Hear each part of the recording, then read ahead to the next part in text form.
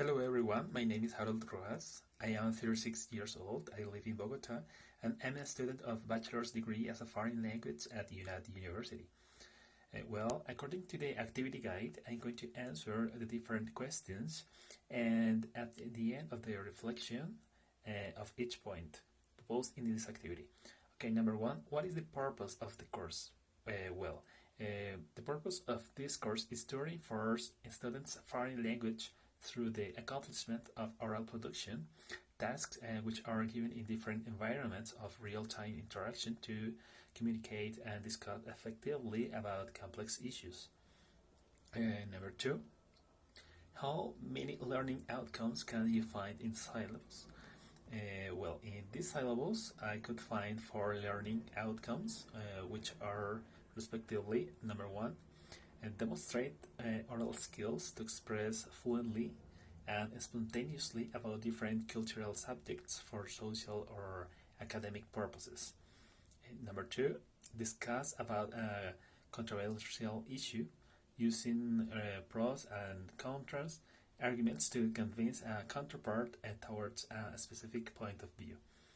Number three, interpret extended speech even when it is not clearly structured and when relationships are only implied and not signaled explicitly. Number four, describe complex subjects with clear and detailed information, developing particular points of and rounding off with an appropriate conclusion. Okay, point number three, what are synchronic interaction activities? The synchronization activities, they are the three different web conferences distributed along the course. These interactions activities are respectively about the Unit 1, enhancing speaking skills through real-time interaction. The Unit 2, pros and cons arguments. Number 3, the Unit 3, understanding and producing extended speech. Point number 4, how many activities does the course have?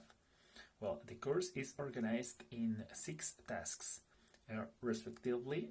Task number 1, reflecting upon English language awareness. Task number 2, partaking in 8 weekly mandatory encounters. Task number 3, debating about controversial issues. Task number 4, speaking part of Cambridge C1 Advanced. Task number 5, standardized tests like listening quiz. Task number 6, delivering a speech through a web conference system. Okay, 5. Which activities in the course imply real-time interaction? Okay, most of the tasks will take place synchronously, allowing interaction with a tutor and peers, which will provide authentic contexts so that students will be able to show up their abilities to express fluently and spontaneously about diverse academic and cultural topics, to defend their point of view regarding a controversial issue, to be trained in the listening and speaking parts of international tests, and to present a speech through a web conference system. Point number 6, summarize with your own words the course rules and conditions. After reading that, the conditions, the rules and conditions are 12. However, I'm going to mention here the most relevant for me. I will receive them here. In my opinion, basically, the students have to show respect, honesty, tolerance, and solidarity in the interaction with both peers and tutor. Comply with security policies, the plagiarism policies, and etiquette rules. Of course, update the profile course with current information and the photograph about the person. Interact with the tutor and peers in real-time activities through Teams, Skype Teams or Zoom to demonstrate English speaking skills and also enhance them. Be sure that the institutional email is working properly.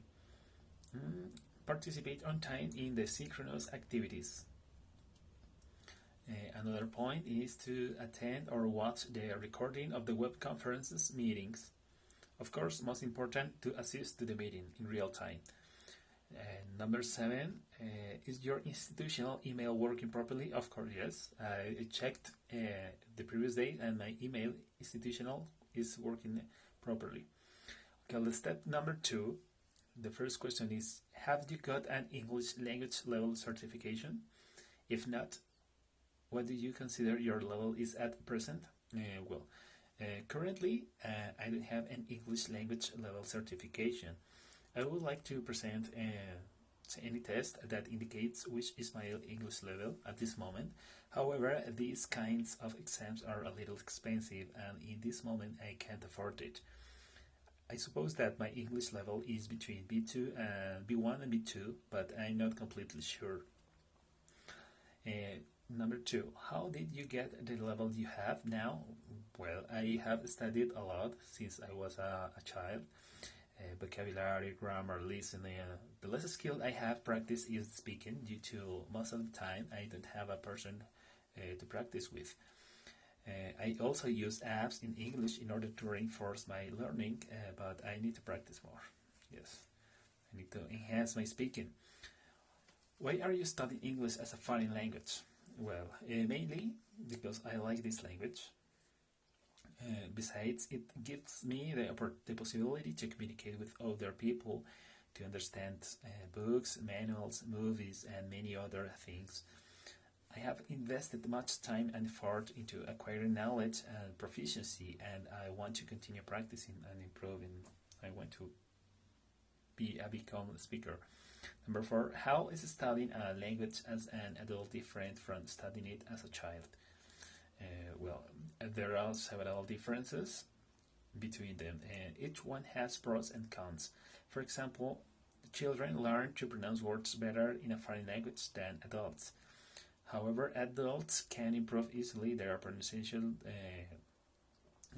Native like intonation is another area that is often difficult for adult learners to acquire, and that seems to come readily to a child. When I was a child, I learned a lot of vocabulary, but I didn't have the correct guide of a teacher. I learned vocabulary reading books that my dad had in a bookcase, and translating some lines in the video games. But when I became older, I learned several things which helped me to enhance the knowledge. I'm still learning and improving.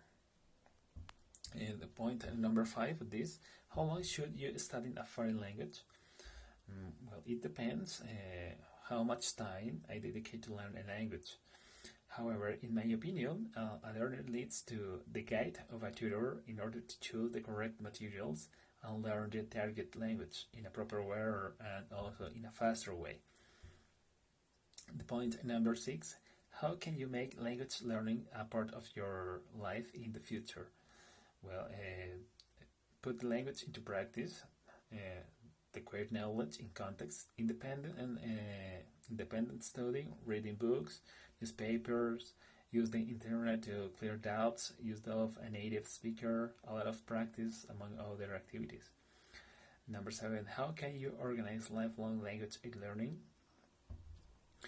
In my opinion, with the proper curriculum, by following a schema, which can be modified, of course, to reach the proposed goal by using the English language every day, listening to music, podcasts, and news, reading articles in English, speaking with people who know the language, and then many others.